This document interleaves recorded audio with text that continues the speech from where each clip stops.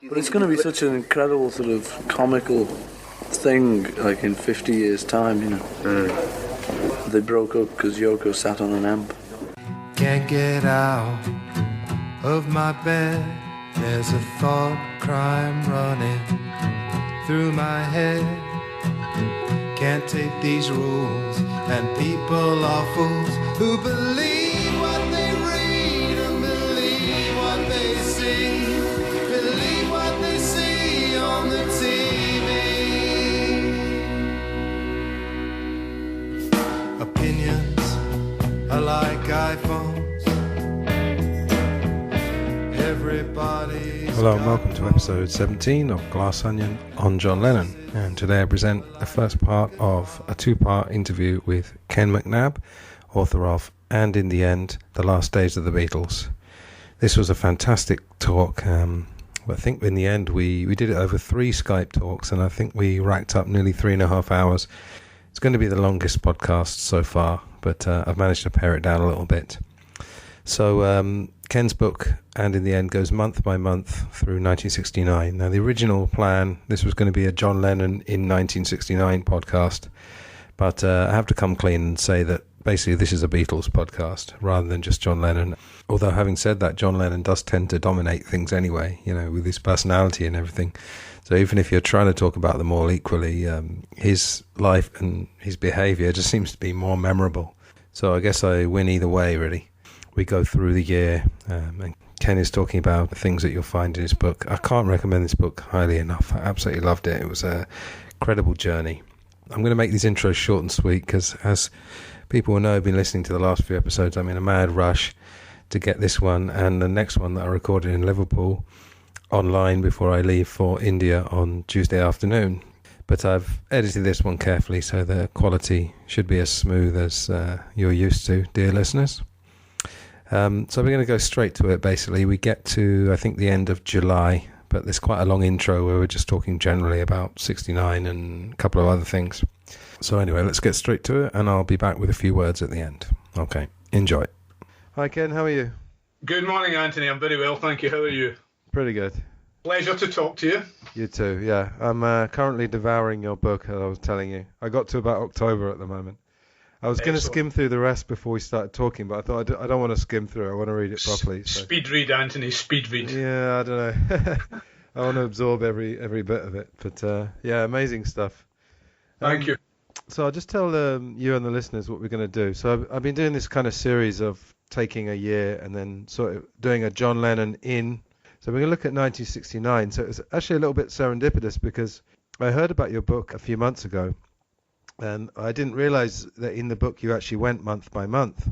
So I thought this is going to work out perfectly with this idea of a calendar year. So we're going to look at 69. Just to tell the listeners, Ken's got a very impressive library behind him of Beatles books. Could you? I'm afraid this is only part of it. You know, it's a shrine. Right. How many have you got altogether? I've got about 350 odd books. Wow. Kicking around, not just about the Beatles, but a lot of the other bands as well from that era, all the classic rock bands, you know, and I just love the stories, you know. I mean, I think the incredible odyssey some of these bands have to form and stay together. So, and anyway, I love reading, so, you know. Yeah, me too, yeah. Every day's a school day, Anthony. Well, I was born in 75, but I always, it sounds like such a cliche, but I always feel like I should have been born earlier because to me, David Hemmings, who was in Blow Up, he must, you know, the Antonioni film, he said that the 60s, inverted commas, was something like 65 to about 75 rather than the actual, you know, calendar decade. It's like time takes on a sort of elastic form in a sense, you know. Yeah, that's right. And I just find the whole period, music and also film as well, just absolutely fascinating and, you know, culturally and politically.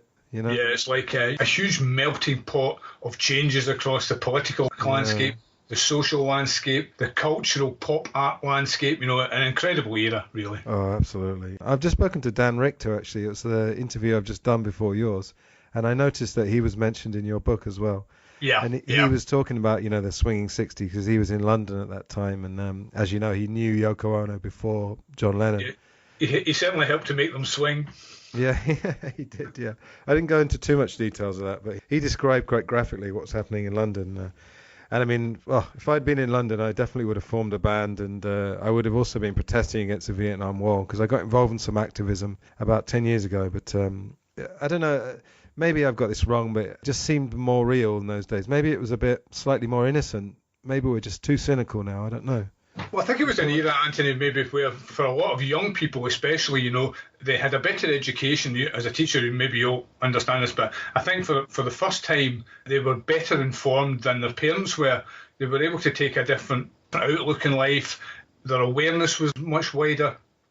And for the first time ever, I think that they were able to take steps outside the parental bubble, if you like, and actually maybe think for themselves, have their own voice, and realise that they didn't have to conform precisely to the norms or the mores, the social mores that their parents had, without wanting to flout convention too much, because obviously, still have to have a society which runs perhaps on traditional lines. But I think that was a time where young people, for the first time in their lives, had their own voices. And obviously, the Second World War was a distant memory, but it was still within range, and perhaps this was an era, this was a time where young people thought, we're not going to do this again, and we're going to try and have a better world. So perhaps. Yeah. It was very interesting, actually, because as you know, I've just left Spain. I've just been living there for 5.5 years. And it's funny that in Spain, the 80s is basically their 60s. Yeah. And the reason is because, they lived under a dictatorship, General Franco. Yeah. He died in 75. And I think it took maybe a few years after that for democracy to fully take hold. So it's so funny that they like the 80s music a lot.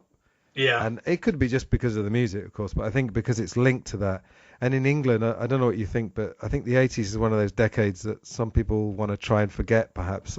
Yeah, I mean, some of it I like. I mean, I often preface conversations like this, and anytime I have to do any promotion stuff with the book and have to say, guys, I'm a child of the 70s, not the 60s, I mean, I was born in 62, but essentially my musical adolescence was shaped by bands that were not of the 60s in a sense, the bands of the 70s. I've got a son who's 25, and just as you were saying, that he thinks that he was born out of time because, he likes the music that I like, much to his mother's disgust, I have to say. Right.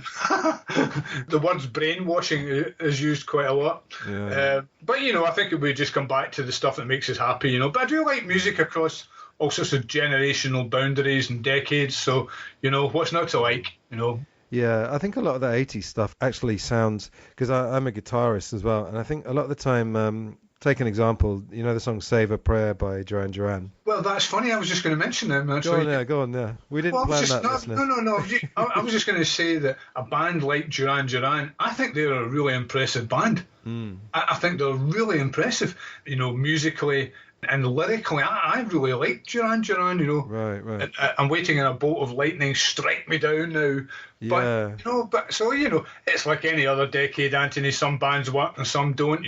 Some have a longevity and others don't. But it's funny you should say Duran Duran. No.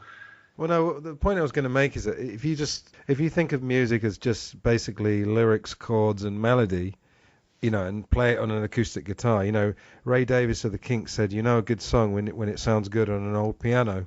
Yeah. And he proceeded to play Waterloo Sunset on an old piano, and of course it sounded good. But anyway, the point I'm making, I think the 80s, one of the problems was maybe the presentation. And when I listen to 80s singles, I always feel like they're always maybe a minute longer than they need to be. Yeah. And of course, I won't retell this story because I've told it a million times in this podcast. But when I first got into the Beatles, one of the things was the running times. She Loves You is 2 minutes 10. Yesterday's 2 minutes 1 second. And there's not a wasted second. And I think in the 80s, maybe these fade outs were a little bit too long. And I think it was just that. But yeah, the point I was making about Spain is that obviously the music and the period are so tied together, aren't they? Yeah, I think that's true of any decade, really. That music is maybe the heartbeat by which some of these events and decades pulse, in a sense. Perhaps the music sets the rhythm for the decade. I mean, if you think of the 70s, perhaps towards the end of the 70s, we tend to think of the 70s in musical terms as the birth of punk, in a sense. Through 76, 79, it only lasts a few years, but it did leave perhaps an indelible imprint on the decade. As opposed to the first few years of the decade, which maybe suffers from being in the shadow of the 60s musically. It seems a bit lost, But you can always find something in something and everything, I mean, I was never a punk rocker. I quite like the music now, I was a bit of a prog boy myself, And I always find it interesting that so many Beatles fans have this shared interests in a lot of other music. We tend to find something in common with other bands, like a lot of Beatles fans that I know like bands like Zeppelin and Genesis, for example, and that kind of melodic rock in a sense, But I suppose I always take the view, Anthony, that I don't have a monopoly in musical wisdom or musical taste. I always think people have a right to like whatever bands they like, and you should respect that. But I'm a great believer in music as being a healer for society, as a good thing. And at the end of the day, it releases all these great endorphins and makes us happy. It does. Yeah, of course, Paul, you could probably scientifically prove that the melodies he uses create a certain feeling in the body. Because I think whatever anyone thinks about Paul McCartney, he's made a lot of people very happy with his melodies. Obviously John as well, but... Yeah, it's an interesting relationship. So killer, really, isn't he? Yeah. I always think of John as the beating heart of the Beatles, in a sense. He was the de facto leader. He was the one that really they looked up to from beginning to end, in a sense. Even when they weren't together, I still have that sense that John was the one who set the tempo, if you like. At the end of the day, it was really his band, I feel, But the qualification, I always think, although I think John was the spirit of the band, I think without Paul's relentless work ethic, it's just not going to work. And that might chaff a wee bit with the likes of John and George, for example, Bloody hell, have we got to do another one? Bloody hell, But without Paul's relentless enthusiasm, and he was the Beatles' cheerleader-in-chief, then, it's hard to believe that it would have worked as successfully as it did. Yeah, absolutely. Well, before we tackle 69, could you just introduce your book? Because obviously that's one of the reasons that we're talking here. So go for it. Yeah, the book is called And in the End, and it is a sort of month-by-month narrative of the events that shaped 1969 through the prism of 50 years, to look back at the events that happened sequentially from month to month. It was a huge year for the band. And it's only when I started looking at it, we touched on this a second ago, how important a year was, not just for the Beatles, but for everything, really, It's like not just a big bang, but a bigger bang. But it was only when I started to look at it month by month that the amount of work that the Beatles did, even in the dying embers of their existence as a band, is absolutely phenomenal. And, you've got 2 albums, in essence, a handful of very good singles. John Lennon's peace campaign really began to kick into a higher gear. You get 2 weddings, no funerals, 2 weddings. Yeah. And so, I thought it was an interesting year, but it was only when I started to delve into it deeper that a much bigger picture began to emerge of where each of them were in their lives, professionally and personally at that time. It's just a great period. As I said, I posted something online yesterday. It's a drama, it's a soap opera, it's a musical, it's everything. And the other thing is, it's so incredible coincidences. I mean, this is something that, I've been reading Beatles books, etc., for about 30 years, and just more and more coincidences. And how about this one? So obviously Paul and John got married within a few days or a week of each other. Okay, you could say that's not an accident. Maybe, John saw that Paul had got married and thought, well, I'll get married. But they both married American ladies who went to Sarah Lawrence College. Absolutely, yeah. Who had children born in, am I right, in 63? I think Kyoko and Heather. Yeah. As obviously was Julian. Yeah. And these amazing parallels, and we always think of John and Paul as different, and obviously, they were different, but they weren't that different. They were both artistic temperaments, but in different ways. But all these incredible parallels, and another one that leapt out in your book is the last photo session, which was 22nd of August, is that right? Yeah, Tittenhurst. Yeah. Linda shot a little bit of film, didn't she? Which you actually see at the very end of the anthology. And that was 7 years to the day that they'd been filmed doing Some Other Guy at the Cavern. The Cavern, I know. Yeah. I suppose really when so much has happened, in their lives, that it's inevitable there will be some overlaps with curious dates and coincidences, But that one in particular, it's like bookends, and the synchronicity is remarkable, really. Yeah. Also, another thing is the fact that the I Me Mine session, the last one, was the 3rd of January, if I got that right, 1970. Yeah. I think maybe Ringo did a couple of overdubs for Phil Spector after that. But again, isn't it just amazing that they were such a part of the 60s that they had one recording session in 1970? In the 70s, yeah. It was just, I don't know. The more I research it, there's all these weird things come up, and it just feels like it's preordained somehow. But maybe that's partly my mind. But... They did officially split in 1970, but really 1969 is where, they really shuffle off the stage. In essence, I'm not unhappy about that. I'm not unhappy that it didn't carry on. And I know it's a controversial subject for some fans, but there is an argument for saying that perhaps they were a product of their time. And, when I look at the cover of Abbey Road, and in fact, I've got it here and there's something covering, but every time I look at that cover, I see a band frozen in rock and roll amber. It's like the great war poem, age shall not weary them, And I look at that image, Anthony, and I think that is the way they were at that particular point. And there isn't anything after that. There's nothing. That's it. The photo session you mentioned at Tittenhurst is miserable. It's absolutely miserable. Right. And you can see in their faces that really, the full-time whistle is blowing here. They don't look well. John certainly doesn't look well, You mentioned John, and I'm a huge John fan, absolutely huge, But 1969 was a really difficult year for him through all sorts of reasons, Yoko is obviously a major part of his life, and it was a polarising issue within the band, and it's a polarising issue out with the band. But, you have to remember as well, Anthony, that these were guys they're still in their 20s. Yeah. They're young guys. I mean, they are young guys, and they are still living their lives. They have been mushroom grown inside a Beatle hothouse for 7 years. Yeah, 7 and years. It's inevitable that cracks will appear, and then the cracks become fissures, and the fissures become chasms. And, these are 4 guys in a band. It would be the strangest thing on earth if they agreed with each other all the time. The fact that they managed to last so long, can you imagine today with all the media scrutiny and all the social media scrutiny? I don't think it would have happened.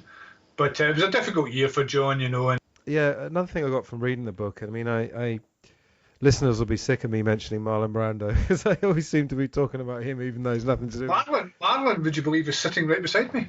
Is he? Yeah. Let's see if I can... Oh, go on. Can you see him? There you go, yeah.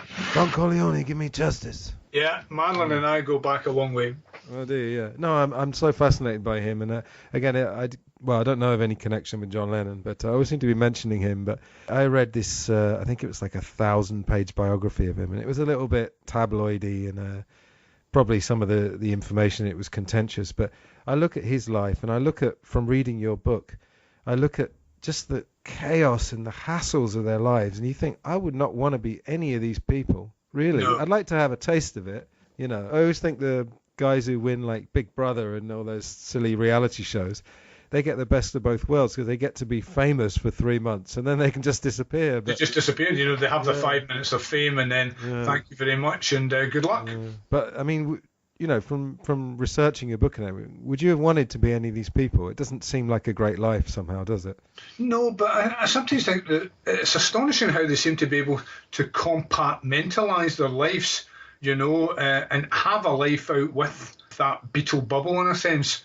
I don't know how they managed it. I mean, it's such an incredible body of work, and the pace that they seem to be able to live their lives at, and yet at the same time, the tours, the albums, the singles, the films, and in between all these grooves, still find some semblance of normality. But no, I would, much as I might have these moments in my dreams, I have no wish to be a Beatle.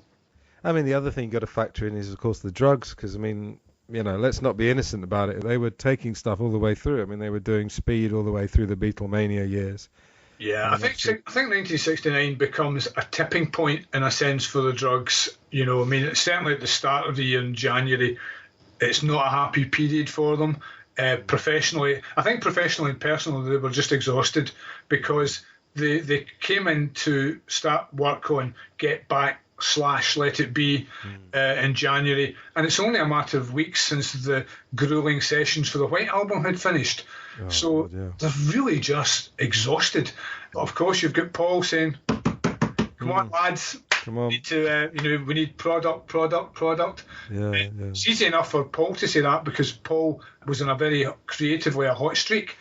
But, George, in his own words, says that once again he found himself very quickly back in the winter of discontent, if you like. Yeah, and absolutely. one of the reasons for that, perhaps, is apart from Paul's relentless enthusiasm, John is not in a good shape. He's not in a good shape at all.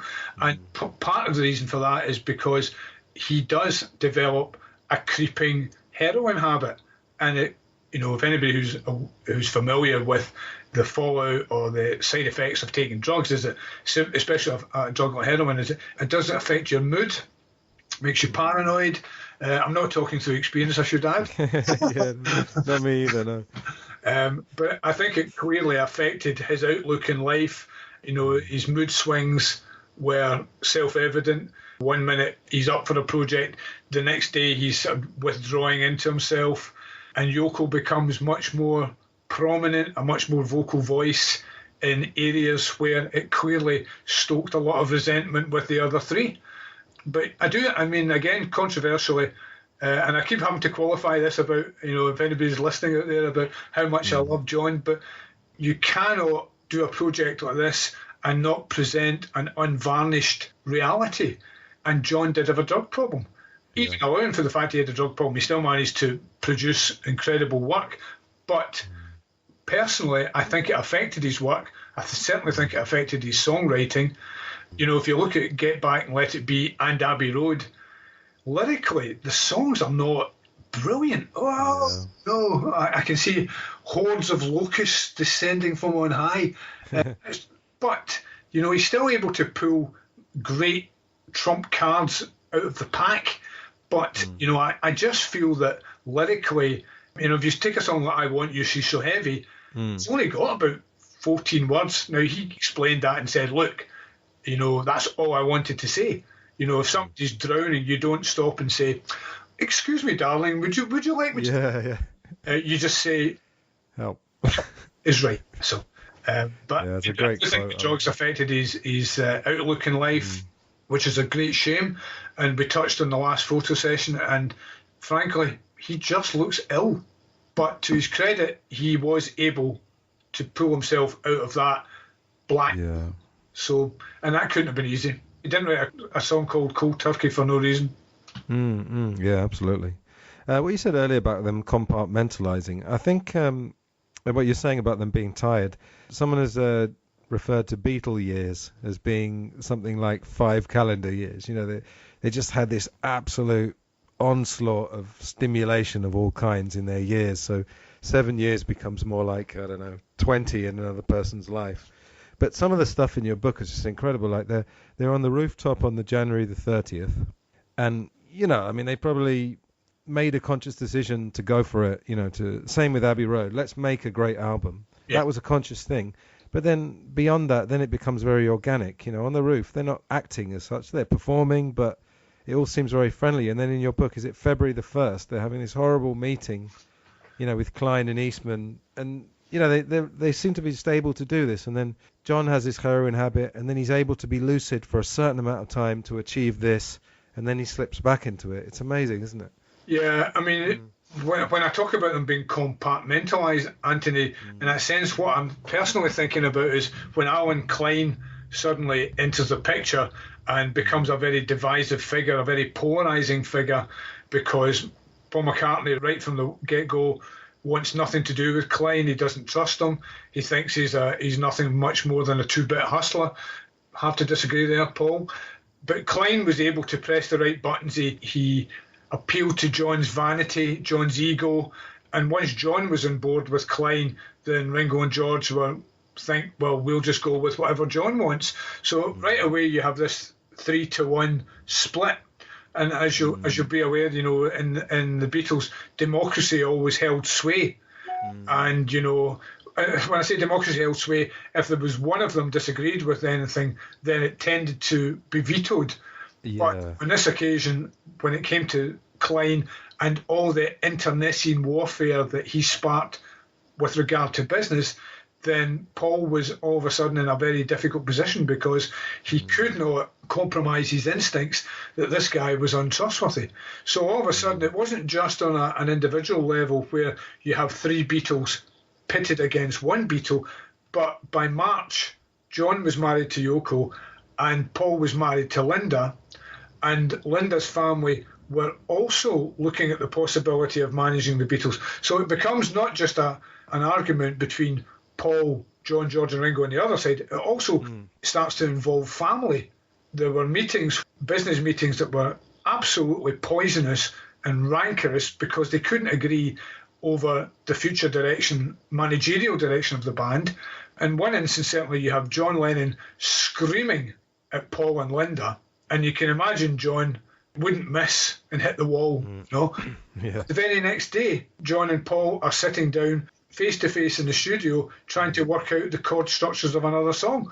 So that's what I find interesting, is that there must have been some deep-level symbiosis, deep connection between them for them to be able to do that, because you know what it's like, people are so brittle. If I have an argument with my wife, does it fester for a day or so? But they seem to be able to be honest with each other, and then the next day, for the sake of the music, put it aside. Yeah. I think maybe the Fame years had kind of taught them to do that, because there must have been there was that need for them to be on all the time, particularly in something like 64. I mean, when I went through 64 with Jude Kessler, it was a breathless year. I mean, this is a different type of year. I think the word I'd probably use is heavy, which you said Paul described this year. 64 was breathless, 69 was heavy. But they must have learned to just be on and just to be able to switch off this thing and switch on that thing. But I totally agree. Yeah, I mean, there was a deep thing that all that stuff about when they were sleeping in the van and they were all sleeping on top of each other. A Beatle sandwich. A Beatle sandwich, yeah. I mean, that sort of physical proximity and all the stuff they've been through. I mean, that bond is, it's unbreakable, basically, whatever's happening. All right. No, I think we are going to go month by month. So, I mean, obviously the January sessions, I don't know if you know, but Mark Lewison, listeners might have heard of him. He did you know that he listened through all the tapes on the days that they actually happened 50 years ago? No, I didn't actually, although I'm not surprised because his analytical skills are legendary and absolutely forensic. And perhaps, people like me, and to a sense people like you, I think the important word in a project like this is context. We hear all the terrible things that happened and they were at each other's throats and it was a heavy atmosphere in the studio. But perhaps, to be fair, if you listen to the whole thing, then you see the big picture. But at the same time, Peter Jackson, I'm a huge Lord of the Rings fan, and Peter Jackson's obviously doing this reboot of Let It Be for the 50th anniversary next year. I do have some concerns because, I don't think you can reheat a souffle. And the history of the band in 1969, certainly in January 69, is self-evident. They weren't getting on, they're bored with each other. It's hard to make it work. They're in Twickenham studios, first thing in the morning. I mean, what rock band records at 10 o'clock in the morning? Most of them are half asleep. They don't see 10 o'clock in the morning, let alone record. What's that great shiny orb in the sky? Never seen one of them before. What's that thing called the morning? Since I was 15, it's not the best time for them in a sense to try and make music, and they were just miserable. But Peter Jackson's film, and he'll have the same access that Mark Lewison had, and I've no doubt that there is footage there which perhaps gives a different complexion on relations. But we all know, and John Lennon would be the first one to say, this is the way it was. I'm really sorry if you don't like it, but we're not here to try and present some kind of distorted reality. But that makes it interesting. I keep saying the word context is really important. I mean, I work in newspapers and I know how things can be easily distorted to present an alternative version of what happened. But in the case of the Beatles, there's too much eyewitness testimony. They've admitted it themselves. It wasn't a great period. That month certainly was not a great period. This is horrible, it's dark, it's dank, it's unfamiliar, The songs are taking a long time to come together, no pun intended. And they really should have taken some time off, Anthony, after the White Album. And I mean, nowadays bands take how long? Yeah, I know. So 5 years for an album. You just needed a Beatles sabbatical. Yeah, absolutely. I'm sure you've read the Doug Sulpy, the Beatles Yeah. Let It Be disaster. You know, yeah. I read that. I've probably read that 5 times. It's amazing stuff. I guess for listeners, because we always assume that listeners are going to know a lot of the stuff that we know, but obviously the Let It Be film is a kind of a sad film. There's been a bit of revisionism. Is there anything you found in your research that was different from the popular perception? Or, yeah, in a sense, what I tried to do was I didn't want to stand accused of just reading other people's material. And then, I did say about trying to see events through the prism of 50 years because people's perceptions of history can change and new information comes to light. And I think you become a bit of a rock and roll detective where you throw all the clues up in the air and then sift through the evidence and try and present the conclusions, not differently, but from a different perspective, really. And so it was important for me, I felt, to talk to people who were there at the time. McCartney did a song a couple of years ago called These Were the Days, but he had a bit of a pop at people who, wrote books. And, Early Days. Early days, that was the one. Yeah, I like that song, actually. Yeah, it's good. And it was a kind of a pop at all those writers who, well, how do you know? You weren't there. How do you know? And it's a valid point. But by the same token, there's a lot of eyewitness accounts of what happened. So I felt it was important to try and go to source material. So I spoke to cameramen who were in Twickenham studios. I spoke to roadies, the guys that are still around, just to see if the accepted version of that time is true or not. I mean, you know yourself, stories become myths and myths become legends. And I thought it was important to try and strip back all the myth and try and present what really happened as accurately as possible. So in that sense, the people I spoke to, some people would say that accounts that are out there are quite accurate, but other people I spoke to were happy to say that, quite often they would get on fine and there were a lot of light-hearted moments and, they did operate like a band, despite all the slings and arrows of outrageous Beatle fortune that have come in between. So you know what it's like. I mean, if you speak to these people and they were actually in the same room, it's like, wow! And you're listening to them telling you about what was going on. And all of a sudden you get a glimpse. If you close your eyes, it's like you have a glimpse into what it might have been like.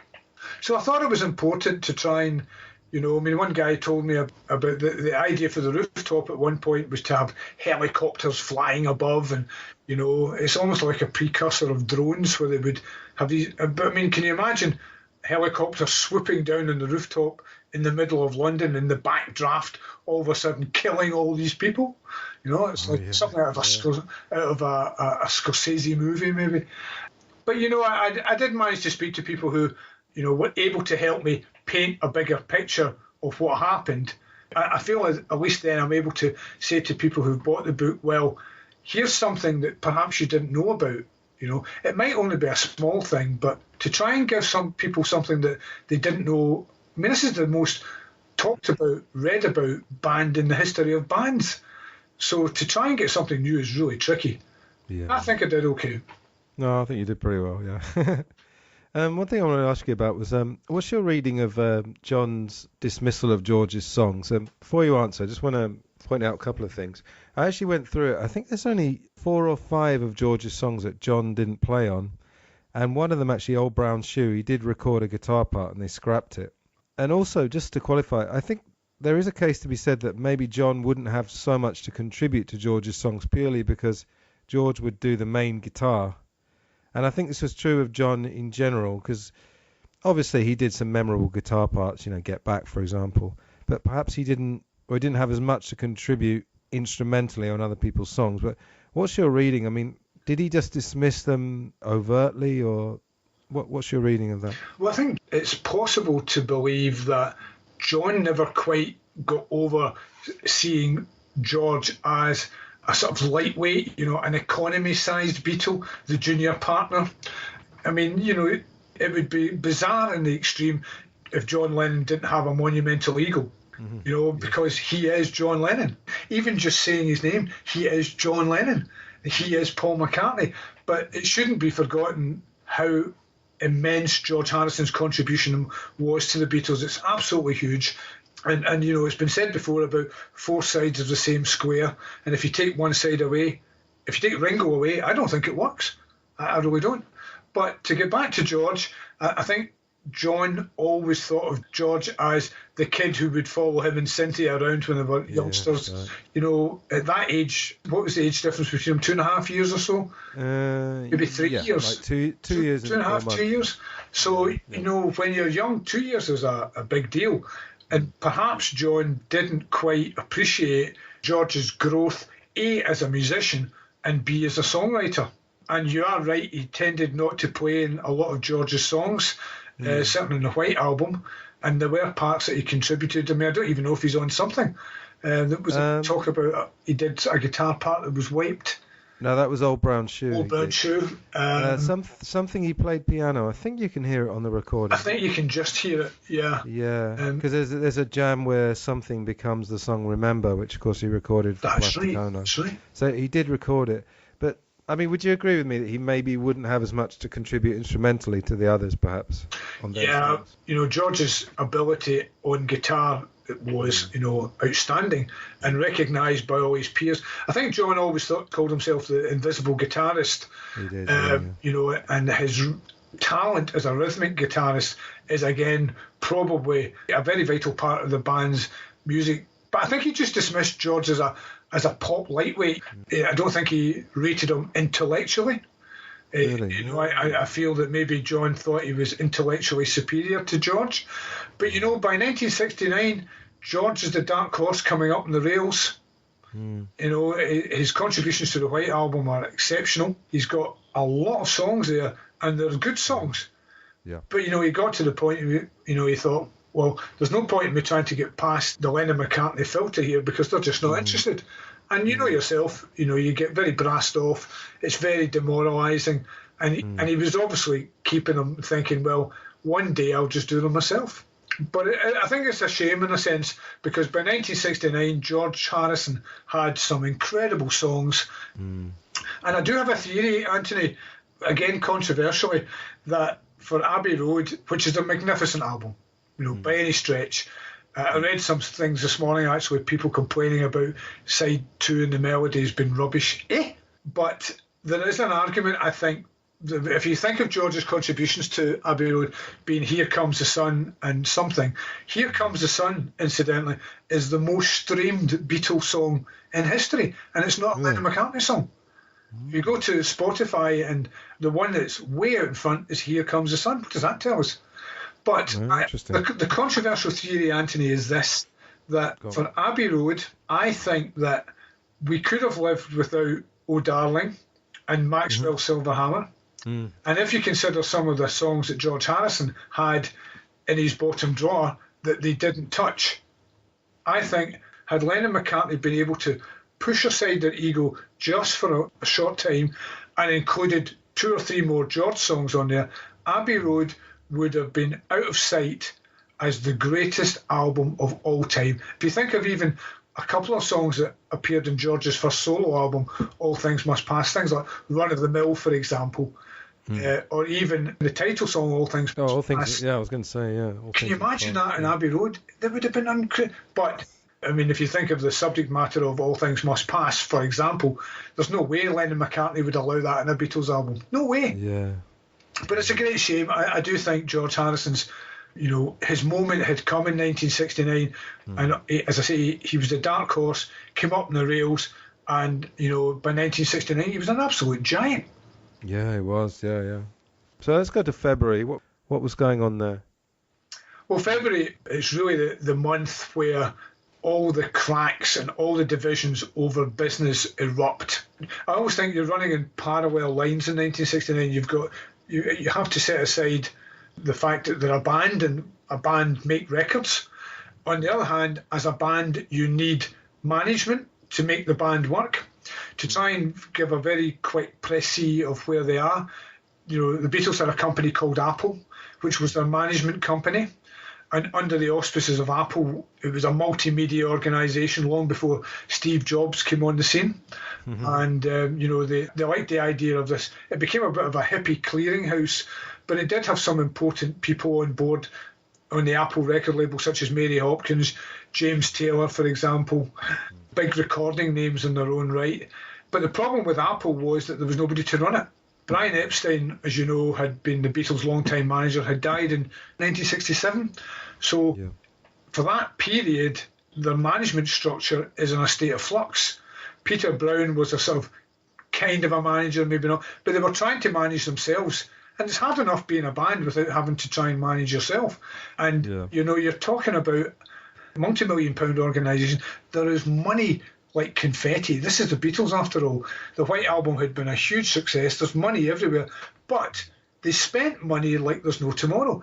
And there's nobody at the top of Apple to set and control all the checks and balances that you need for any company to operate efficiently. So they needed a manager. They needed somebody in who's going to look after the shop, look after the train set. And John Lennon gave an interview to Ray Coleman, I think, where John was always prone to exaggeration, but he did say during this interview that Apple was losing money. At the rate we're going, we'll be bust in 6 months or something like that. Yeah, so, of course, that screams headlines all over the world, Beatles in bankruptcy shock. So at that point, when these headlines appear, even in America, there's a guy sitting in the heart of Manhattan called Alan Klein, we touched on earlier.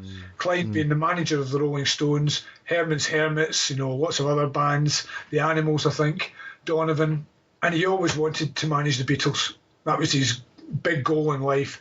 And when he read that headline about Beatles, Lennon said the Beatles are going bust, he rubbed his pudgy hands in glee and said, gotcha. Because at that point, he seriously believed that he would be able to go to London, meet the Beatles, make his pitch to bring order from chaos and set Apple on a sound financial and business footing. And that's what he did. He came to London in February 1969, had a meeting with John and Yoko. It always has to be John and Yoko. It's never John on his own. And pressed the right buttons, Anthony, because he appealed to John's vanity. He appealed to his ego. They did have a lot in common. Klein was an orphan. He'd lost his mother at an early age. John had lost his mother at an early age. Klein was a profanity spewing hustler, and John liked that. There was no privilege to Klein, and he spoke honestly, and that all appealed to John. And of course John went back to the other three and said, having a meeting with this great guy, he says he can sort out all our problems, and frankly I'm on board. George and Ringo, as I said earlier on, they said, well, if John's going with him, that sounds good to me. But in the background to all this was Lee Eastman, Linda Eastman's father, and John Eastman, her brother. They were showbiz lawyers in America and New York, very successful family business, and they had floated the idea, without it being official in any shape or form, about, maybe we could help out, and the contrast between the Eastmans and Klein could not have been more different, because the Eastmans reeked of Park Avenue privilege, and Paul is very class conscious.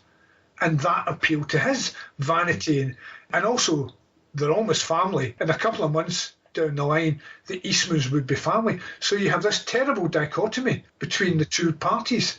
And that was, in my opinion, in February 1969, that opened the door to an inevitable breach. And that breach was never healed, because the arguments over Klein just widened. They were never breached in any shape or form. So if you have a moment in the band's history where it seriously begins to unravel, irreparable in a sense, it's probably February 1969 when I think Derek Taylor described Alan Klein as the Demon King. And every story has a pantomime villain, and he is the one. Yeah, of course, brilliantly parodied by John Belushi and Ron Klein, one thing I wanted to ask you, actually, while you were saying that, I wonder if he also appealed to John's idea of this kind of working class thing. I mean, obviously Beatles fans will know that he was actually, quote unquote, one of the poshest of the Beatles. And if you ever do the Magical Mystery Tour in Liverpool, it's fascinating to see, because obviously Brian Epstein's got by far the best house when they drive past his house. But, you know, I've been inside Mendips, and in fact, I'm going on Friday. I never get tired of that National Trust tour because it's absolutely magical. So I'm going there on Friday. But I remember it's a very impressive house. And funny, you know, we were talking about cultural heroes earlier. Another person who very much fascinates me, this is a tangent, is Muhammad Ali. Yeah, me too. And, I'm very into boxing. But like John Lennon, he's quite a flawed character. You know, you could pick a lot of holes if you wanted to. And, of course, you'll know about the Ali-Frazier, this rivalry. And Ali managed to turn it into a thing where Frazier was an Uncle Tom. And for people that don't know, an Uncle Tom is basically a black guy who sort of kowtows to white guys. And, of course, people have to remember that Joe Frazier was full-on working class, whereas Muhammad Ali, I mean, he certainly wasn't middle class, but he wasn't, you know, he kind of spun this thing. And I think John maybe did the same thing. So I wonder whether Klein appealed. You said appealed to his ego, obviously appealed to his insecurities as well. I'm sure he must have capitalized on that. Would you agree with that? Yeah, I mean, Klein did have a very working class upbringing, and John did like to portray himself as, inverted commas, the working class hero. And you're absolutely right, he had a very middle class upbringing. But I think that kind of almost like street gangster approach of Klein would have appealed to John. What do you want? What do you want? Whatever you want, I'll get it for you, you know. And I think John, there's a certain naivety to him. He was an easy mark for hustlers like Klein, you know. He was an easy touch for guys like the Maharishi but then, of course, he quickly, you know, by the same token, I think he would eventually seen through you. But Klein seemed to certainly appeal to him on some kind of social level. And also perhaps this idea that here was this guy who was taking on the establishment, the musical establishment, and wasn't prepared to kowtow to all the record company executives, and was prepared to cut through the verbiage, cut through the gentility of it all.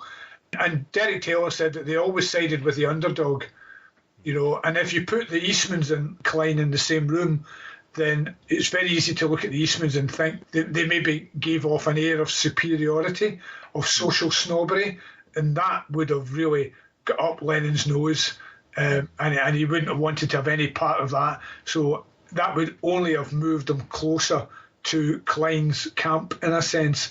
And it's funny you touched on Muhammad Ali, because just behind me, Anthony, I am a huge Ali fan, huge boxing fan, you know. And what you were saying about Frazier there, and it's interesting how many times Ali and Lennon, their paths crossed, actually, you know. Right. Jimmy Carter's inauguration, I think they were at. That's right, 76, yeah. But like John, I think Ali was deeply flawed. I'm a huge Ali fan, but, you know, he was on the same level, you know, perhaps. You know, he let himself down occasionally with what he said, you know, but that's at a tangent. I just thought I'd mention that when you said Ali there. I thought I had a poster of Ali here, actually, but I don't. Well, the other parallel, actually, was, I mean, we won't go on to too much of a tangent here because we've got stuff covered, but I think when John obviously got involved with the New Left and Rubin and Hoffman, I think he was actually dealing with a lot of quote-unquote street people. Yeah. And I think John Lennon liked to dip his toe in that. But he wasn't a street person, and I think those people can really suck you in because that's their bread and butter. They're hustlers. And the parallel with Ali is that I'm sure you know that in the 70s he had an entourage of something like 50 people, and Bundini Brown, who was in his corner, was a street guy. Yeah. And these people will suck you dry because they know how to hustle. And Ali, again, is not a street person. He dipped his toe in it as John did, but you know what I mean? They'll suck you in. Perhaps some of these people just become a bit dangerous, you know. I mean, the danger can be quite intoxicating to begin with. Perhaps you find yourself in the waters are beginning to rise here a wee bit, and all of a sudden you're at your depth. And these guys, as you say, are street people, and they know which buttons to press. And let's face it, you know, you're latching onto somebody's coattails. And in the 60s and early 70s, which better coattails to latch onto than John Lennon's? And it did cost him, in terms of his immigration battle, you know, to be associated with guys like that were hard left. By the way, there's nothing wrong with being hard left if that's what you believe in. But perhaps by associating with them, I mean, I think at the end of that decade, did he not give an interview where he said, he kind of regretted that association, because at the end of the day, he said, was I doing all that so Jerry Rubin could get what he eventually got, which was a cushy job, working for the US government. So, I think that I think John regretted some of the association. But then, I can hear him in my head, what's to regret? That's what you do, Yeah. Well, the interview he did with Andy Peebles, which was 2 days before he was killed, it's very long, but I listened to some of it quite recently. And he's looking back on his life, and it's almost like it's somebody else. Because Andy Peebles sort of takes him through, February 69 you did this, March 69. And John and Yoko, I think, generally are going, I can't believe how much was going on. And I think he's a person like Dylan. Joan Baez said this about Dylan. They move on so quickly that when they look back, it's almost like it's another person, isn't it? Yeah. It's like, that was me in 1969. God, what was I doing, There is an interesting fallout from Klein's association and what his role entailed at Apple. Eventually, they agreed to differ. They put Klein in charge of Apple's finances, while they let the Eastmans, it was a bit of a fudge, they let the Eastmans look after the legal chicanery and Klein would look after the money, until some kind of formal agreement was set in place. But what that meant was that Klein then was able to do what Klein did very well, which was to carry out an audit on their finances in light of Lennon's assertion that, by the way, that all this money is whooshing down the plug hole. Each of them had IOUs in the Apple safe. They were spending more money than they were bringing in. And so Klein was able to shine a light on their finances. And one of the first things he found out, of course, was that with regard to Paul and John's shareholding in Northern Songs, which was their songwriting publishing company, there was a gentleman's agreement that they would always retain an equal amount of shares. But what Klein discovered was that Paul, on the side, had been buying up Northern Song shares on his own, at the behest, it should be said, of the Eastmans, who thought that music publishing was definitely the way to go, can make you a lot of money, Paul. And Paul, of course, thinks, really? That sounds interesting.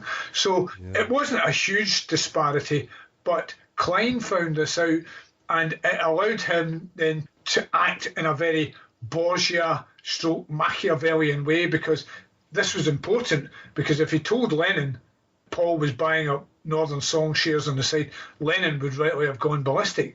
But he didn't tell him, he kept it up his sleeve.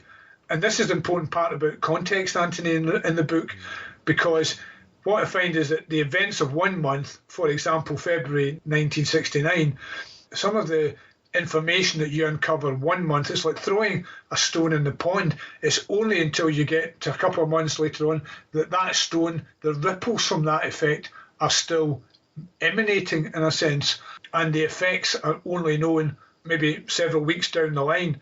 And that's just one example of Klein being very mischievous. He would argue that's his job. I have to find these things out, and Apple was probably employing too many people. What did all these people do? John said it was like Rome, and all these old friends they employed. There was a certain amount of nepotism and employing old pals to do de facto jobs that really didn't amount to very much, but they were all on the payroll. But February becomes that month of polarisation, in a sense, that month of division on a business sense between John and Paul. And you're right, it's almost like turning the page from the rooftop concert on right at the tail end of January, and you think perhaps they can find some accord here and move on. When you look at the rooftop concert, you think, wow, they really look great. And then 2 days later, we're back to the status quo of the cold and Arctic freeze almost sets in. And the reason for that is because they couldn't agree on who should run Apple. And all of a sudden you've got the Eastmans and McCartney in one corner and Klein and the other three in another corner. And it was like a bit of a boxing match, and nobody was prepared to lay down their gloves. In fact, if anything, it got worse with each round. Must be so strange if they ever look back at the early days and thought, I think John in an interview said, oh, we'll never get to this, arguing over money, and it just, I guess it gradually comes. Do you know the movie Citizen Kane fairly well? Yeah. Yeah, do you remember at the beginning there's that document called the Declaration of Principles? Yes. And it's all about I'm going to tell the truth and everything. And then I think it must be, God knows how many, 20 years later in the film, I think the Joseph Cotton character posts it to him, is that right? Yeah, that's right. That's right. And Kane, and I mean, for anyone who doesn't know the film, it's the rise and fall of the newspaper guy based on William Randolph Hearst. And he's in this huge mansion at the end. And he gets in the post this thing called the Declaration of Principles that he started when he first started the newspaper when he was a fresh-faced youngster. And there's a little bit of a parallel there. Because, again, in the film, that must have just seemed like just 100 years ago, you know? Amazing. All right, let's go to March, shall we? So March was obviously the first bed-in. I guess that was a sincere thing, wasn't it? He was savvy about publicity, but... Yeah, I mean, John certainly thought it was sincere. The bed-in, of course, follows John's wedding in Gibraltar to Yoko, which was in itself a quite bizarre affair. And then, of course, they followed that wedding up by spending a week in bed in Amsterdam for peace. So that was the first of the great bed-ins. But it's an interesting month because Paul McCartney did get married to Linda. And then a week later, perhaps that just speaks to the slight sibling rivalry between the two of them, that, you know, it can't be any great coincidence that you know, John Lennon, the great maverick, the great social renegade, and he bows to the most blasé convention of them all and gets married again. You know, you think that might go against all his principles, but, you know, they used the marriage as a platform for peace, as an advert for peace. And, of course, people thought they were crazy. And it's understandable, and there are other examples throughout the year, which I'm sure we'll touch on, of John and Yoko's craziness and eccentricities. But, you know, it's harmless. They go to bed for a week, and, of course, you know, the media will follow them anyway. It's like, who was putting on who here? Who's pulling the wool over whose eyes? You know, the media swallowed the whole thing, hook, line and sinker. And, you know, it's an interesting thing just to look back on. We talked about coincidences earlier on, but on the day of Paul McCartney's wedding, and this is things that a lot of people perhaps, they know about the Beatles, but there are these moments within that, it's like Russian dolls, you know, you peel back layers and layers and layers. But on the day that Paul McCartney and Linda get married, George Harrison gets busted. Yeah, you know? Absolutely. You've got all these cops at his home. You know, the Blue Minis arrive in force. So he has to deal with this, and then he goes to the Ritz to join the wedding lunch later on. That's right. I didn't know that. Yeah, I never knew that he'd joined that. Yeah. So George and Patty are among the guests at Paul and Linda's wedding lunch. And, of course, among the guests are Princess Margaret, the Queen's sister, and her husband, Lord Snowdon. And George being George, you know, no filter, hours earlier has just been busted for, I think it was hash or marijuana possession. And he walks up to the Queen's sister and says, would you believe it? We've just been busted. Is there anything you can do to get us off the hook?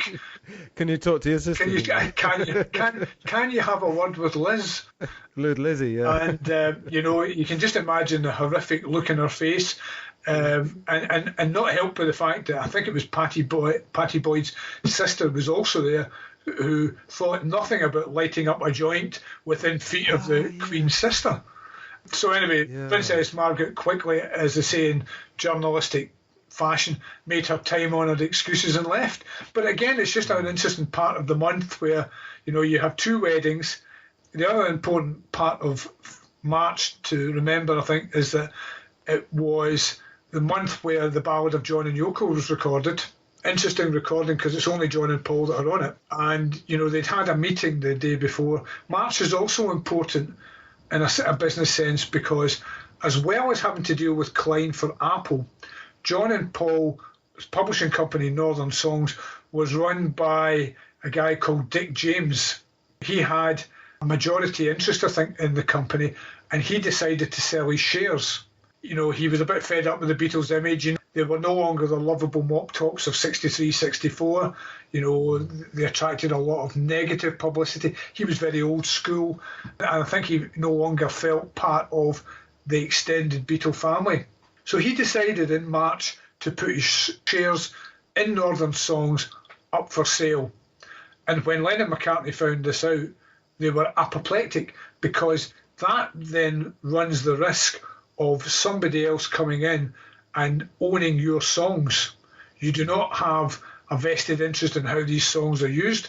They can be used for any commercial purposes, advertising. So that opened up another front line, if you like, another line in the ongoing complexities of their business arrangements. So in that sense, March becomes another important month simply because Dick James says, I am selling my shares in Northern Songs, and all of a sudden Lennon and McCartney have to find some kind of accord with regard to Northern Songs, while at the same time being on different pages with regard to Alan Klein. So it's very complex, Anthony. It's really... It's amazing. But at the same time, they're still a functioning band, and they have to keep their product in the marketplace, and the only way they can do that, at this moment, Let It Be has been dumped. All the work they did in January to try and record an album, guys, it's not working. The tapes for Let It Be are lying, gathering dust. So at the moment, musically, the band is a bit fallow. It's dormant. It's moribund. It's been put in a slightly cryogenic chamber. So they need to find a way to maintain their existence as a functioning band. And one of the ways to do that, of course, was to record a new song.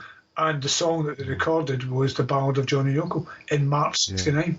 Which I absolutely love. As you said, it's unique because it's the only record in the history of rock that's just John Lennon and Paul McCartney. And I guess it's a reunion of the Nurk twins. Exactly, yes. In 1960, they went to a pub in Reading. I used to live in Maidenhead, actually. So just down the road, so I knew that a little bit.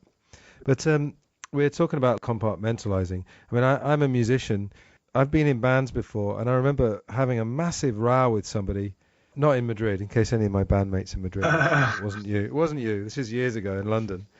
We had a massive bust-up, but of course we had a gig to do. We couldn't cancel it. I mean, when I say massive bust-up, it's just some bullshit ego argument or whatever.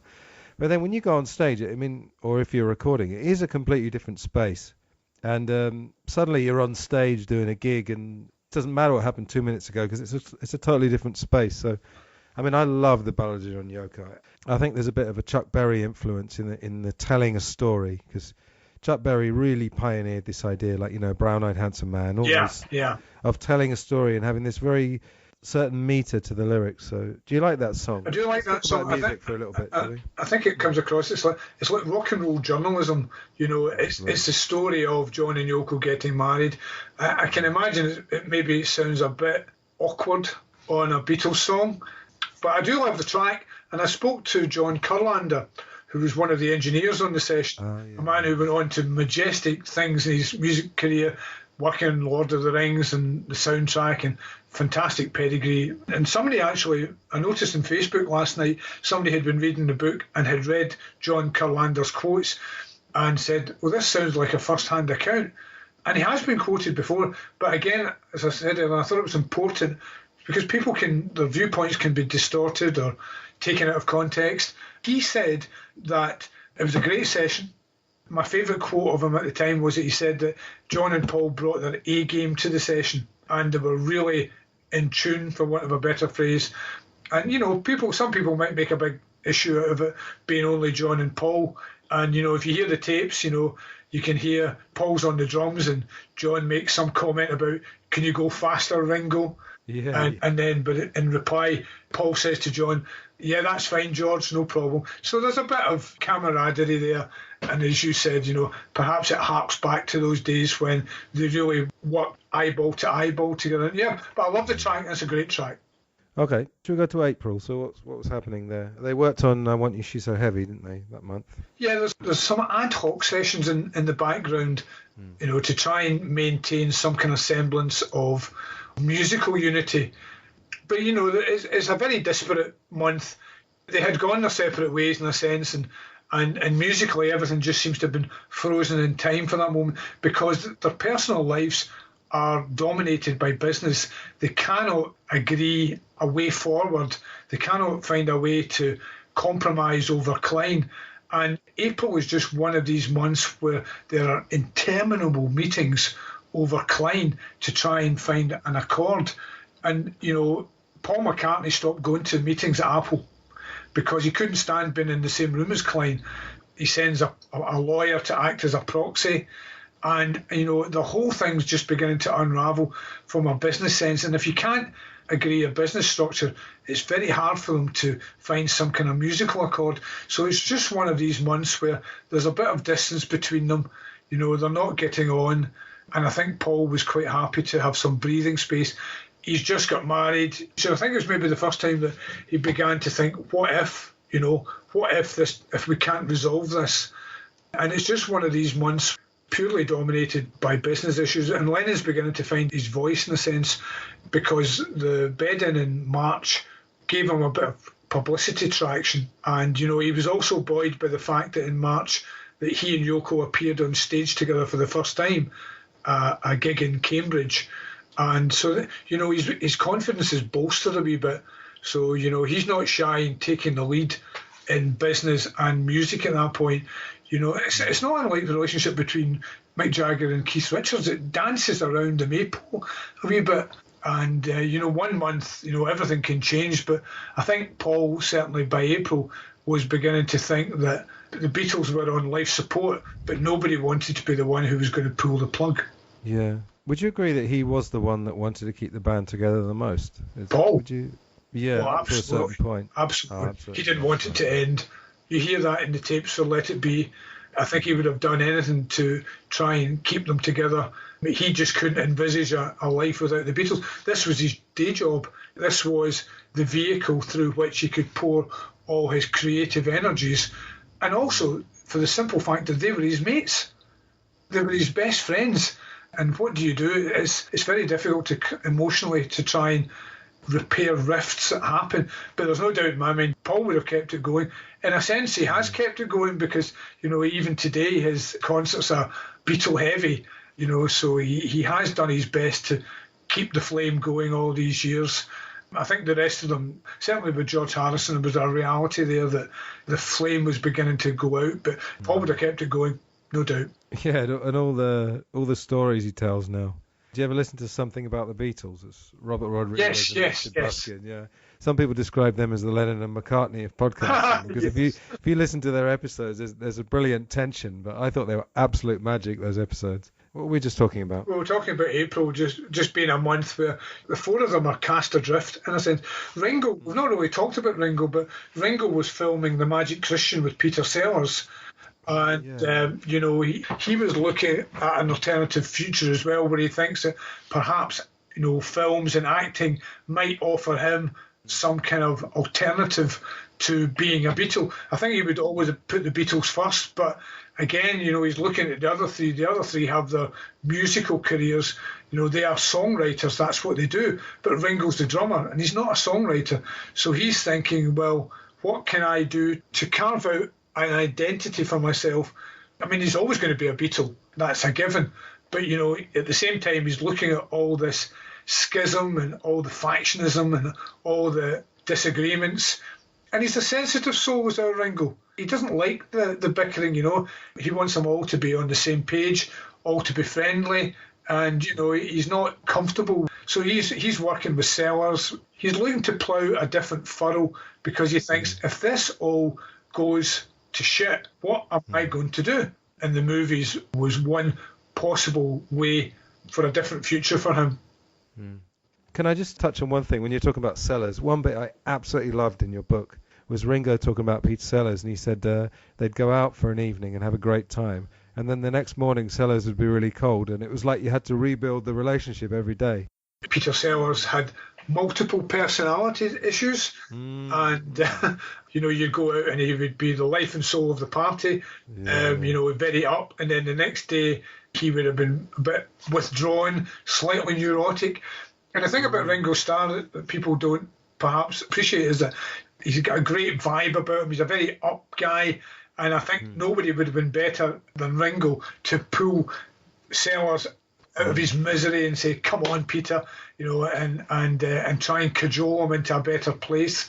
And I think they did a very good relationship, him and Sellers, you know. So Ringo's personality, I think, would always pull through in that sense and get the job done. Dan Richter I talked to, he came up with a phrase that I've since fallen in love with, and I seem to be using it all the time. he described John Lennon and Stanley Kubrick, because he worked with Stanley Kubrick in 2001. He described them as quote unquote another species. Like they just had this thing that was just not like quote unquote normal people. And I think Sellers was the same. And I guess you've seen the Parkinson interview. Do you remember? Has he come on as like a Nazi or something? He does dresses as a Nazi, yeah. That's it, yeah. And Parkinson says something like, Peter Sellers didn't know how to be himself.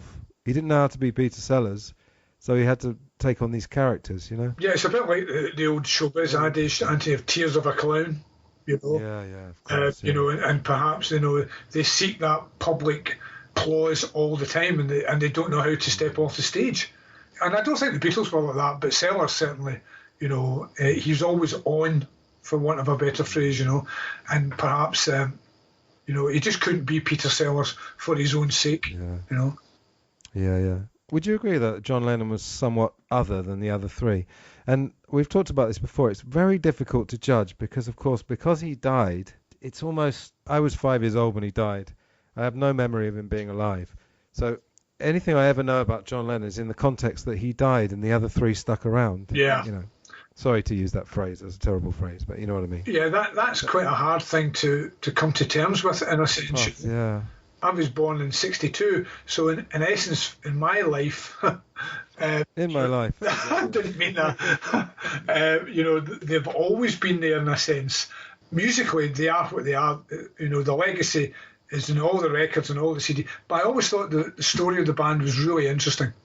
So how all these stars and comets line up. And even in 1969, to me, what has appealed as a journalist, it's a great story. It's maybe not a very uplifting story, but you mentioned earlier on, it is like a drama. It is like a soap opera. It's like a diorama. And what appealed to me was that I'm trying to tell a story here. And I like the idea of it month by month because I like diaries. I like political diaries where you can dip in and dip out. And, and there are some months where, there's not as many things happen as other months. And April musically was very quiet. May is kind of musically very quiet. But then all of a sudden you get to June and, John Lennon is in Montreal doing another bed-in with Yoko and he's recording Give Peace a Chance. And that's a story in itself.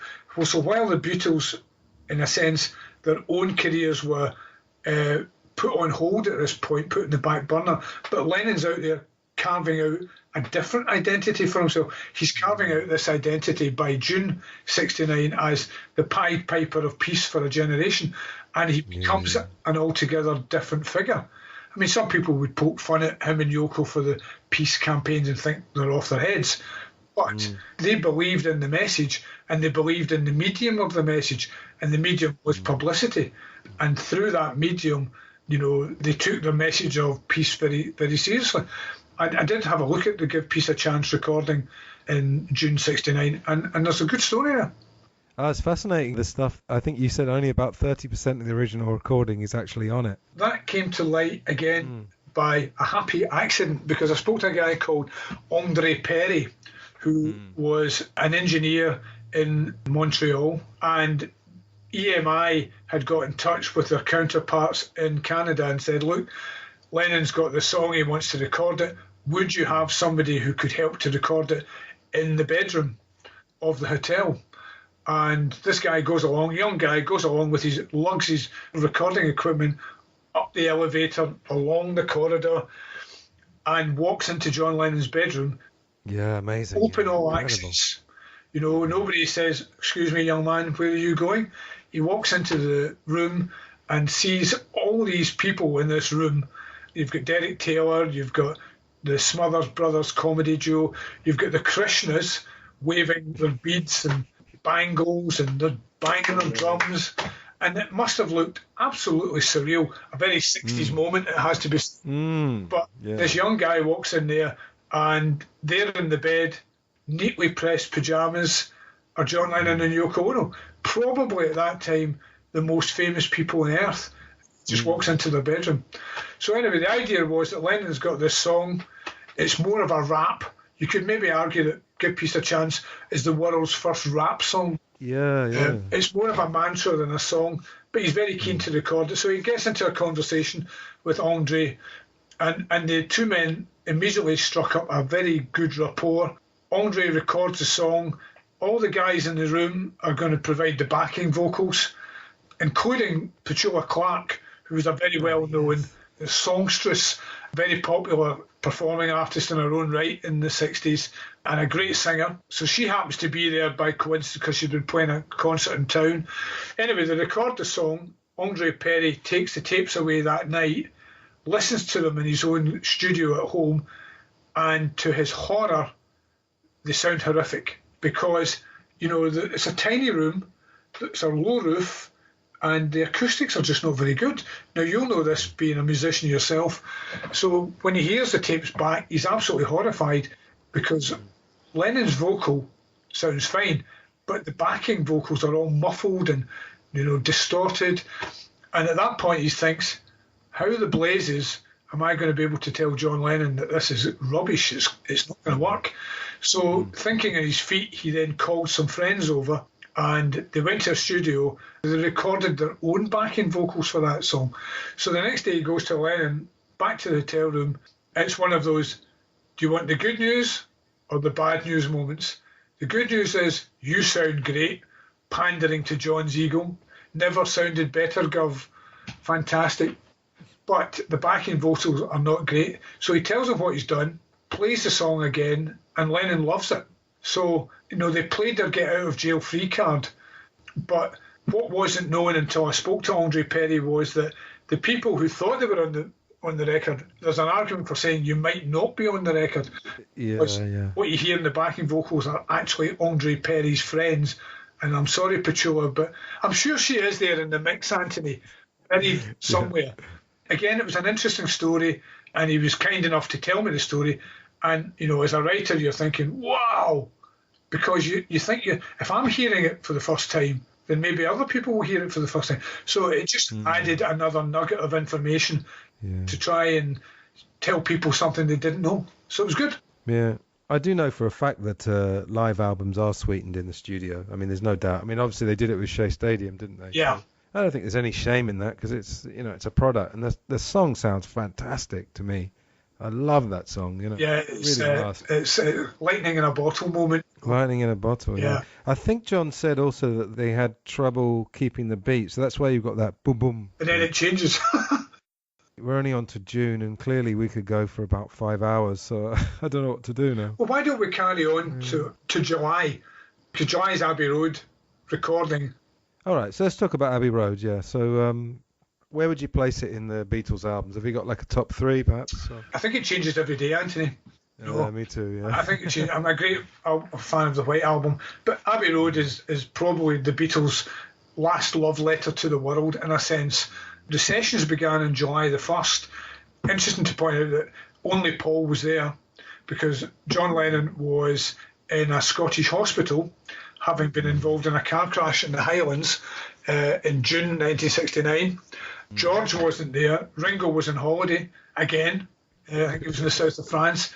Yeah. But gradually, the idea was that they had block booked 6 weeks of sessions at Abbey Road, their spiritual home. And the idea was, can we make one last album? Nobody actually said it was the last album, but I think there was an unspoken realisation, and to try and put down the boxing gloves. And for 6 weeks between July and August, it actually worked very well because they did have some songs that were left over from January, but they weren't in very good shape. But it wasn't as if they were starting from scratch. They did have, I Want You She's So Heavy, Octopus's Garden, Oh Darling. They had a pass at these songs. Something was kicking around. So it wasn't a great stretch to try and bring these songs up to a proper standard so that they could pass a Beatle quality kite mark. But they were much more focused, and I think that helped. I think they realised that this is the last hurrah, so we need to make it work, and we need to make it good. John took off to Scotland because he wanted to show Yoko and her child Kyoko. They all obviously went with the two children, Kyoko and Julian. John wanted to show off all his old haunts in Scotland. the pretext for my first book, which looked at the links of the band with Scotland. And John used to go on holiday to the very north of Scotland called Durness. So he wanted to take Yoko, as you do with any girlfriend or new relationship. This is where I used to hang out when I was young. But, while he was there, John was a horrendous driver. He decided that he would drive to Scotland from England. And it was a long journey through all sorts of twisty back roads and single access routes, and he was a shocking driver, myopically disastrous. He can't see in front of his face, and he shouldn't have driven. And during that stay in Scotland, he had a terrible car accident, and he and Yoko ended up in hospital for a week. I don't quite know, actually. I've always been a bit curious as to why.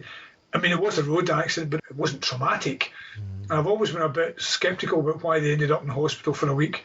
But I spoke to one of the doctors, spoke to the nurses, and again, to get their stories on that period was good. So, that road accident delayed John's return to the studio. And I think you were quite keen to talk about some of the eccentricities of John and Yoko at that point, because when they did regroup in the studio, if you imagine the scene where you have Paul, George and Ringo behind the baffles, George and Paul on microphone, they know that John's coming back, but there's a bit of trepidation because what John are we going to get back? Are we going to get the John with, the moody, drug-addicted Beatle, or are we going to get John, the friendly, warm guy that we know and love? Anyway, on the first day that John appears in the studio, the doors fly open, John appears, and the next thing we know is that a bed has been wheeled into the studio. Not just any old bed, but a bed from Harrods. And the bed is set up in the studio. You can just close your eyes, Anthony, and imagine the scene. Where Paul and George are looking at each other, Ringo pops his head round and thinks, what in the name of life is happening here? And of course, this bed has been set up for Yoko because she's still recovering from her injuries from the car crash. It should also be pointed out she's pregnant. They'd already suffered at least one miscarriage. But it just feeds into that idea that John and Yoko are crazy. They're off their head. And of course, it's not just enough to have the bed in the studio, but John and Yoko insist a microphone is dangled over the bed so that Yoko can make, observations about their music. So here we are, all of a sudden, back to January, where Yoko's in the studio making unwanted contributions. John is umbilically attached, and it does create a tension. It does create a bad vibe. I mean, how can we make music when, in inverted commas, she's over there, So it just fed into the surrealism of the whole thing. Here we are trying to make one last record, but over in the corner is the dragon lady of Beatle mythology lying in a bed saying, sorry, I didn't like that line, and perhaps that guitar chord didn't sound right. Yeah, a couple of things I wanted to say. I think the microphone is very significant because I think having the bed in the studio, obviously it's highly surreal, but you could probably say that that's eccentricity. But I think actually having a microphone, I mean, what would she have been? She's supposed to be classically trained on piano. Would she have been saying, I wonder whether she'd be saying, Ringo, I'm not sure if that beat's right. Or would she have been saying just something cosmic like, I don't think the vibes of this song are correct? I think that's like she wouldn't have had the audacity. And again, we weren't there, so it's hard to tell. I don't think she would have the audacity to question McCartney's work or George Harrison's work. I think she would always have something to say about John's work, especially maybe a song like Because she probably had some kind of input into its genesis, if you like. But it must have been odd, and it must have made life difficult for them to try and punch through and make the whole thing work. And then, of course, you've got George Martin had this idea that perhaps the Beatles could enter into a more symphonic arena. And they did have songs, but the songs were fragments, especially Lennon stuff. And this comes back to what I mentioned earlier, that, he had fragments of songs, but they weren't complete. Whereas Paul, as usual, Paul works like a conventional musician, whereas John's a bit of a musical renegade. So they have all these bits and pieces of songs. So the idea, of course, came up to try and weave them together into one complete tapestry and form some kind of medley. And George Martin was very much for it. Paul was very much for it. John had some, he was a bit reluctant about it. He had some doubts about whether they could pull it off. But by the same token, he was quite open to the idea of taking all those fragments and getting rid of them. Getting them. That's one way of clearing all the detritus, if you like. So anyway, the idea began to grow during July that perhaps this had some merit. I think the thing about what you're saying earlier about him not using a lot of lyrics, I would probably defend that to say that it's actually quite impressive to make a great song without using a lot of lyrics. It's a little bit like writing a great song with 3 chords. Yeah. You know? And I think it's also quite futuristic, because I think I like minimalism. And I must say, I'm sure you've read the book The Beatles and the Avant-Garde. I must say, when I read the section about Yoko, I had this funny feeling of like, you can do anything, As a musician, it's very, very freeing and nice to read about someone or listen to music and think you can literally do anything, if it sounds good. So I think that side of it was very interesting. But the bed in the studio, I mean, we're going to get to August, but I think the only thing in your book that could match the bed for surrealism is John Lennon, George Harrison and Bob Dylan playing tennis in the afternoon before the Isle of Wight festival. I can't even imagine. I don't know whether they changed it to tennis gear, but can you imagine John and George with their long hair playing 40-15? Yeah, love all. Advantage Dylan. Again, I spoke to a guy called Ray Fowke, who was one of the promoters for the Isle of Wight festival, and because you hear about these things, Anthony, you think, is it true? So then you speak to a guy like that, and he said, well, I was there, I saw it, and it was the most surreal moment, because they're not very sporty. You think of 4 guys and they're not really into football or anything like that. They're into their music. It was just quite unusual in a sense. But yeah, a surreal moment. The one thing I was going to say about July, I couldn't sell Santa an Arab, but one of the things I was quite proud of in terms of research was, if you look at the cover of Abbey Road, and in the corner down on the left-hand side, there are 3 guys wearing white overalls. Oh, yeah. And they just creep into the shot no more. And I managed to track one of them down. And I thought that was quite good, because there were 3 painters and decorators who just happened to be working at Abbey Road that day. And again, to try and give an idea of how ordinary people can mix with gods, in a sense, who come down from Mount Olympus. And to talk to one of these guys who were non-musical, outside the band bubble. We talk about sitting in the canteen at EMI, and next to him in the next table is John Lennon, Paul McCartney, George Harrison, Ringo Starr. And, I was quite pleased with that, because they were able to offer, again, a slightly different perspective, which saw the band as human, because they would talk about everyday things. And, the Beatles are sitting there having bacon sandwiches, talking to these guys about, so what do you do? So what's it like to be a painter and decorator? And there's a human quality to it, as opposed to this, we put them up on this platform. So I was quite pleased with that. I thought, again, it would give readers another insight into something they didn't know. Right, we've done like 1 hour, 45 minutes, I think. This is your fault, not mine. It is, yeah. We didn't go to the events of '69. I made a note of the albums, non-Beatles albums, singles. We barely talked about the music. It's incredible, but I love it. Honestly, there's no rules on this podcast. I'm not earning any money. I don't have an editor telling me what to do. I had to look at about the albums that came out. Zeppelin's first album came out. Let It Bleed. Simon Garfunkel's last album, Bridge Over Troubled Water. Would you mind if I went through the list? It won't take too long. It's not all the albums, sure, it's just my favourites. So for the listeners, just try and picture in 1 year, you've got this. Led Zeppelin 1. Neil Young, eponymous album. Velvet Underground, eponymous album. Songs from a Room, Leonard Cohen.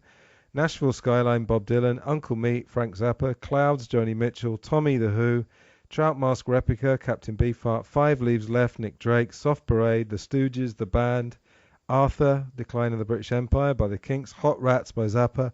Led Zeppelin 2. Ummagumma by Pink Floyd. Space Oddity by David Bowie. Let It Bleed by the Rolling Stones. And I won't go through all the singles, but unbelievable.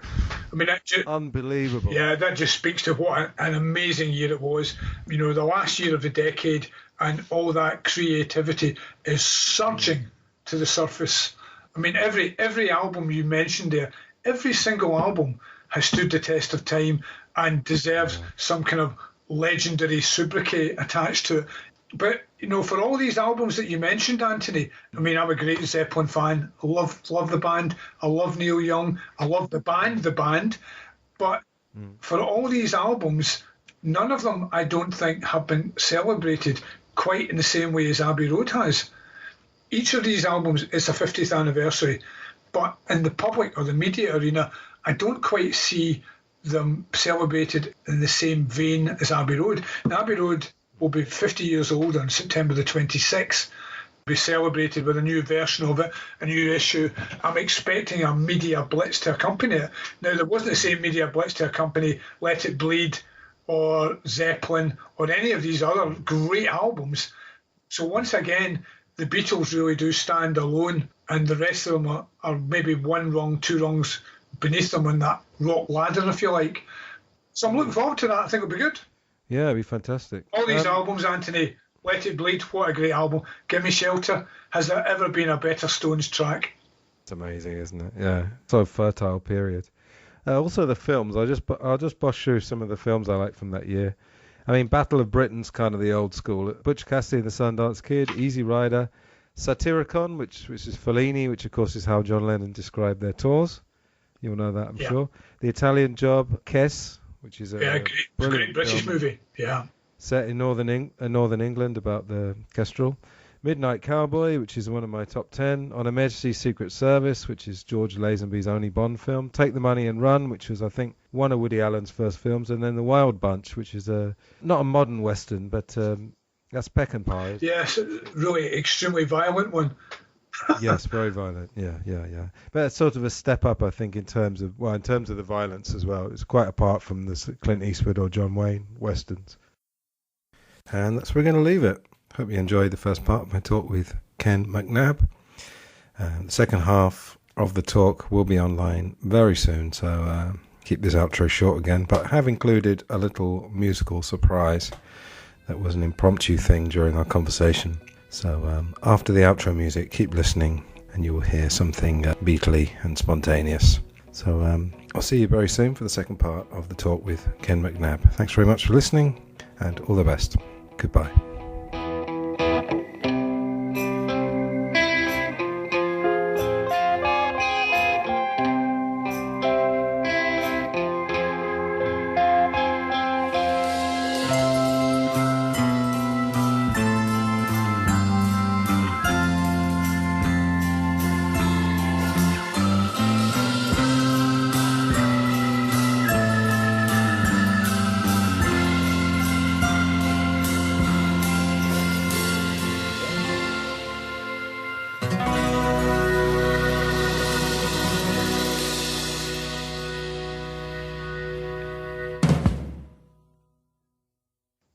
I've got my guitar here. Do you want me to play a Beatles song? Yeah, I'd be my guest. My son plays a guitar, I don't.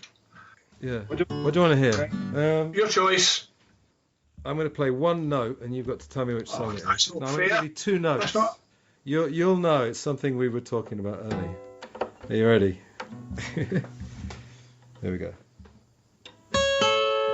Here Comes the Sun. Ah, very good.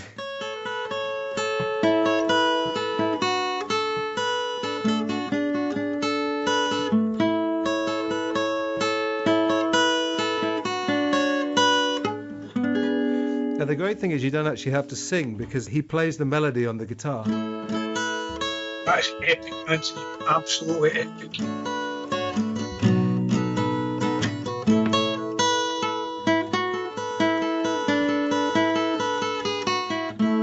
That's epic. Absolutely. I've got them all. I mean, I've spent a lifetime learning these.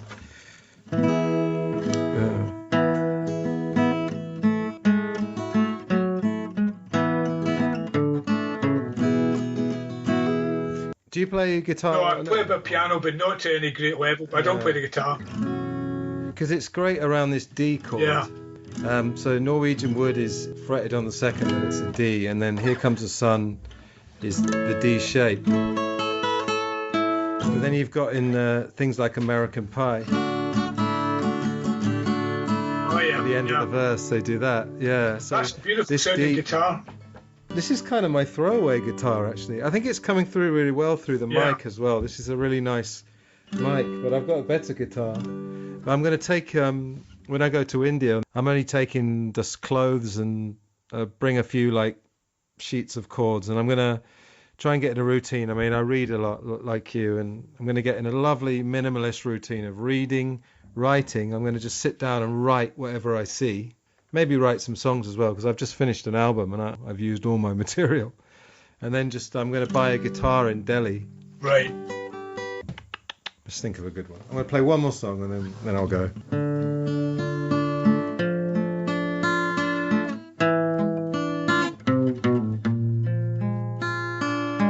What about Got to Hide Your Love Away? Just the... Oh yeah, excellent. Actually, see if you had written that first, you'd be a legend. Sorry? Yeah, I would, yeah. What was the one you said? Oh, Hide Your Love Away, yeah. Here I stand, head in hand, turn my face to the wall. If she's gone, I can't go on, feeling too small. And then they do this great thing. You know the thing where you play a chord and then the bass descends? It's a... Yeah. Got to hide your love. Then here's this D thing again. It's amazing. They're using a lot of the same tricks, but they just on completely different songs.